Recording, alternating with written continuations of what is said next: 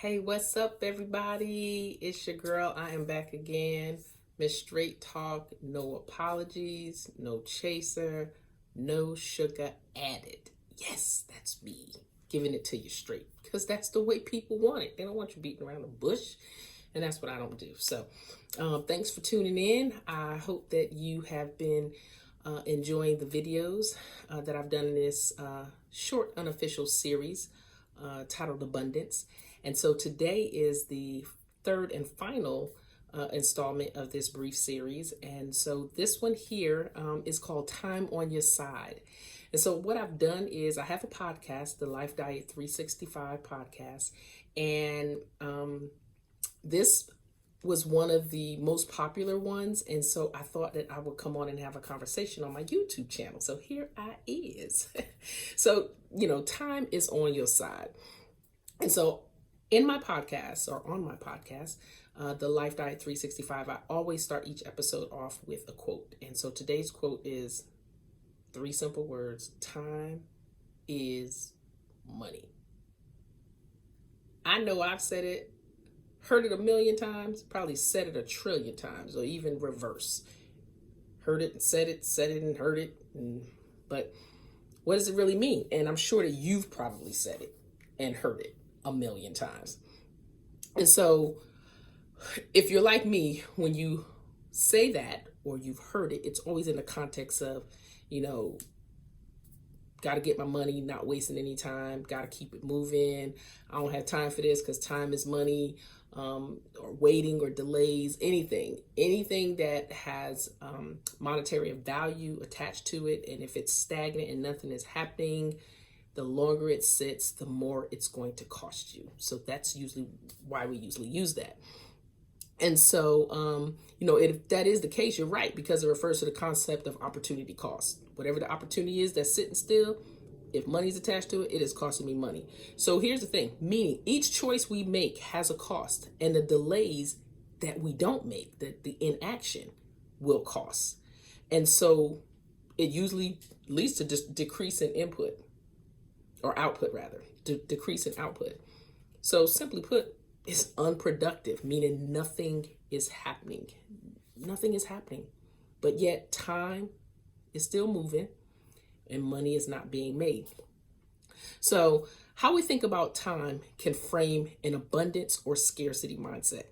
An abundance mindset views time as setting goals, reading, personal and professional development, a sense of gratitude, and embracing change.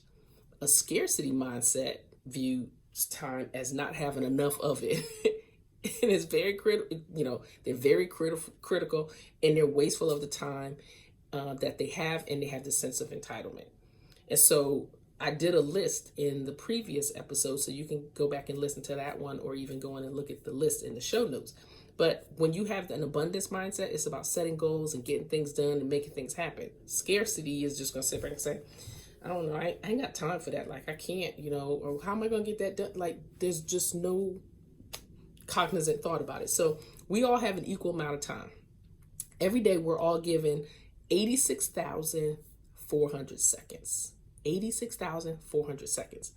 It has no carryover balance, and it starts for us each and every day. So when the clock strikes 12 a.m. for the very next day, the clock starts ticking and starting all over again.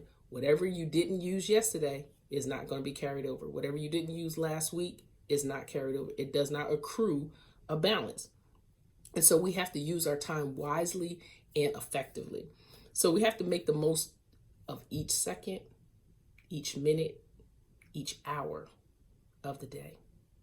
Every second counts, because it's costing you something. It's costing you something. So I'm going to share a couple of things with you. I want to see if you hear yourself in these things. So I know I've said it. I'm guilty. I raise my hand. I don't have time for that.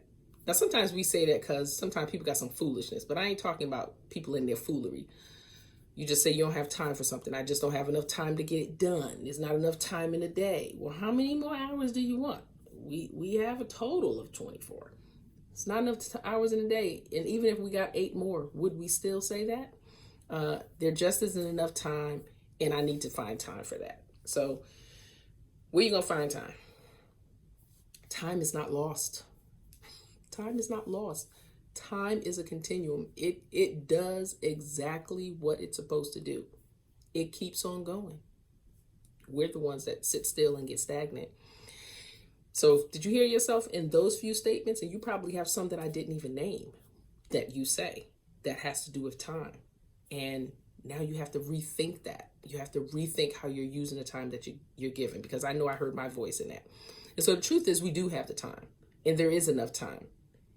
And you don't need to find time, like I said, because it's not lost. It's very present. We have to acknowledge it and properly manage it. So scarcity is a feeling of wanting or never having enough. It impacts the way we make our decisions and how we see the world. So if we're constantly saying, I don't have enough time, there's no time for that, or where am I going to find the time, or where's the da-da-da-da, that's a scarcity mindset. Because a scarcity mindset, as I said before, doesn't set goals, doesn't have a timeline. It criticizes, it has this entitlement, this sense of entitlement, or as I call it, an entitlement spirit. And so, of course, there wouldn't be enough time, because you're holding on to what little bit you have, and now you're trying to get more to do nothing with, just to hold on to it. And so here's a reality check. So first of all, we got to cancel the negative scarcity talk. Let's get that out of our head. Let's stop saying those things. We got to stop telling ourselves this, because we do have enough time. So let's do some simple math. It's going to seem confusing, but the math does add up. So we have 24 hours in a day, 86,400 seconds, but we're going to just use our typical 24 hours in a day. Less our sleeping hours of 8, our working hours of 8, we're still left with 8 hours in a day. And then we have 32 on a weekend, because unless you're working, you have the 8 hours, and then it's 16 per day. This leaves us with a total of 72 hours a week. 72 hours a week. That's more than the average. Well, no, because you work 40 hours a week. So that's more. That's almost double the amount of time you have in a regular work week. Now, that's a lot of time. What are we doing with that? I say we because I do waste a lot of time. Then I try to catch up, like you can catch up with time. Once time is gone, once time is lost, once time is spent, you can't try to catch up. You can't try to catch up. So now let's total up. Now here, we're not finished with our math. We're not finished.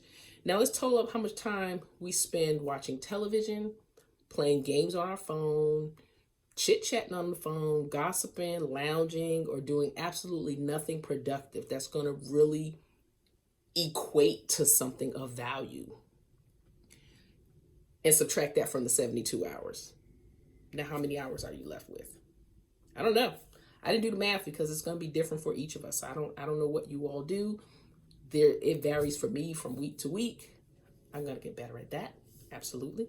So finally, whatever your total is, it still shows that you have some time and you get to choose how you use it. I'm going to go back. 72 hours. Still 72 hours in a week. What can we do at 72 hours? If you've been trying to plan a business, it's time to write business plans, to do research. Now we're in this pandemic. Folks are at home, working from home, or should I just say at home should be working. There's time there that you don't have that hustle and bustle of trying to get in the car, wait in traffic, go get your breakfast. Like there's time that's been spared. So now you can reuse that time because the time hasn't changed. Now you can just reuse it and repurpose it for something. So I want you to ponder something. Yesterday is the past. Tomorrow is the future. Today is a gift. That's why it's called a present. An abundant mentality believes that there's plenty of everything in the world, from resources, love, relationships, wealth opportunities, and most of all, time. There's enough time. We all start with the same amount. It's what everybody around us chooses to do with that time. And like I said, time is money. It's going to eventually cost you. It's going to cost you something. If you let time go by and we have bad eating habits, it may not be costing you much now, but down the line it's going to cost. If you have a business idea or a product, and you haven't launched it or you're dragging your feet about it, 5 years will pass and it's still sitting on the shelf, it's still sitting in your notebook, it's still sitting up here. It's cost you money. Time is money. So, as I say in my podcast, The Life Diet 365. So if you have not had an opportunity to listen to that, go check it out. It's available wherever you listen to podcasts. And if you're not listening to podcasts, go ahead and start. Again, it's the Life Diet 365 podcast with me, your host. And so until next time, I always say I'm not here to change your mind. I just want to offer you another perspective. So hope you've enjoyed this mini series and you'll go and enjoy the podcast. Thanks. Bye-bye.